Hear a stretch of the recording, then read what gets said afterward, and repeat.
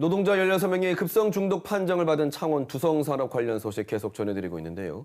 이 노동자들의 중독 사실을 최초 발견한 경남 근로자건강센터의 이철호 센터장 모셨습니다. 어서 오십시오. 네, 반갑습니다. 네, 앞서서 이 중독된 노동자들의 지금 건강 상태는 어떻습니까? 두성산업 같은 경우에 임시건강진단을 70명이 받았는데요. 네. 그중에 16명이 이제 직업성 질환이 의심됐던 분이죠. 그중에 한 명은 지금 입원을 하고 계시고요. 네. 나머지 분들은 집에서 이제 약물 치료를 하고 있는 중으로 알고 있습니다. 생명이 위독하거나 그런 상황은 아니신가요? 그렇지는 않은 것 같습니다. 예. 좀 그 전격성 간염으로 갈 수 있는 위험성 있는 분이 계시긴 하셨는데 네. 그분들이 이제 그 독성 물질에 대한 노출을 중단하고 약물 치료를 하고는 빨리 돌아오는 것 같습니다. 네, 앞서 기사에서도 말씀드렸지만 다른 업체에서도 지금 간 중독 증상을 가진 분들이 나왔는데 세척액의 납품처가 같은 업체라고 해요. 두 사건은 어떻게 연관성 있다고 보시나요? 뭐 같은 세척제 성분인지는 지금 알지는 못하고요. 예.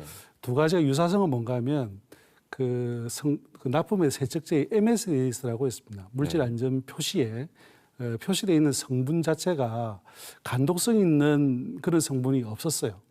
그러니까 두성산업도 그렇고 그 요번에 김해에서 발생했던 그 분들이 MSD에서도 제가 열람을 했는데 예. 그 속에도 간의 독성을 심하게 줄 수 있는 이런 물질은 없었다는 점이거든요. 네. 하지만 거기서 이제 독성 간염이 발생을 했고 예. 역으로 추적해서 이제 독성이 있는 물질을 찾아냈다는 점에서 유사한 사건으로 보입니다.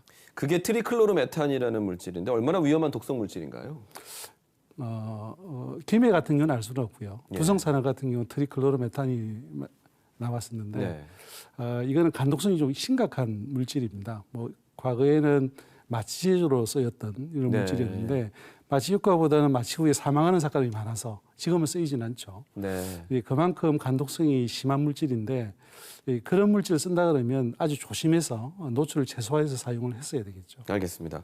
중대재해법이 시행됐습니다. 그래서 유독성 화학물질을 다루는 사업장에 안전관리 의무가 있는데요. 이 화학물질 관리 지침은 어떻게 돼 있나요?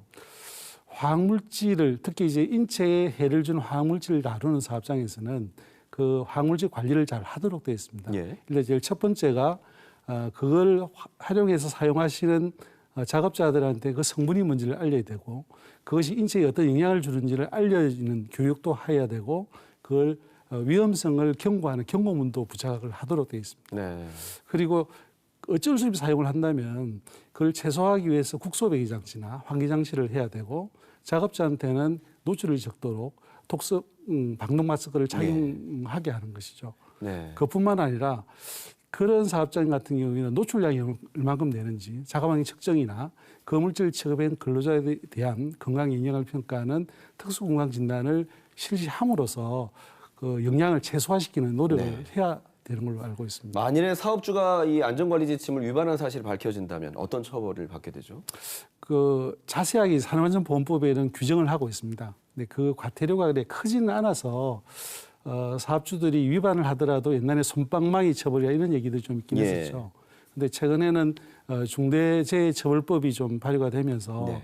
좀 법이 강화되면서 그걸 위반했을 때는 좀 과도하게, 과하게 아주 이전보다는 좀 더 많은 처벌을 할 수 있도록 만들어져 있습니다. 네. 이번에 이런 사건이 일어나서 우리가 알게 된 것이지만 일선 사업장에서 좀 빈번한 피해 사례나 또 어떤 예방 대책이 있는지도 좀 말씀해 주십시오.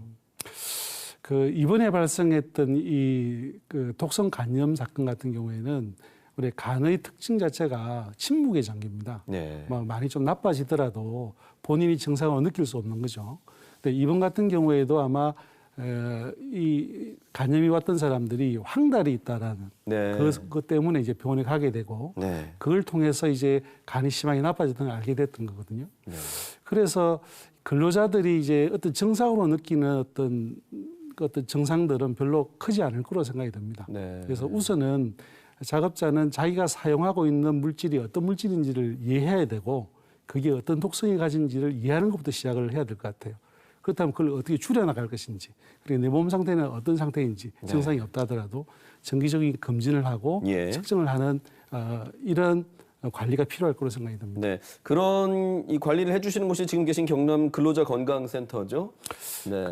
원래는 이제 이런 모든 관리는 사업주가 책임을 지고 관리해야 됩니다. 이제 근로자건강센터는 소규모 사업장들이 그렇게 관리할 수 있도록 기술 지원을 주는 알겠습니다. 그런 곳입니다. 알겠습니다. 모든 근로자가 일하다 죽지 않고 아프지 않고 다치지 않도록 이번 사건에 대한 철저한 조사와 후속 대책까지 좀 마련이 돼야겠습니다. 오늘 나와주셔서 감사합니다. 네, 감사합니다.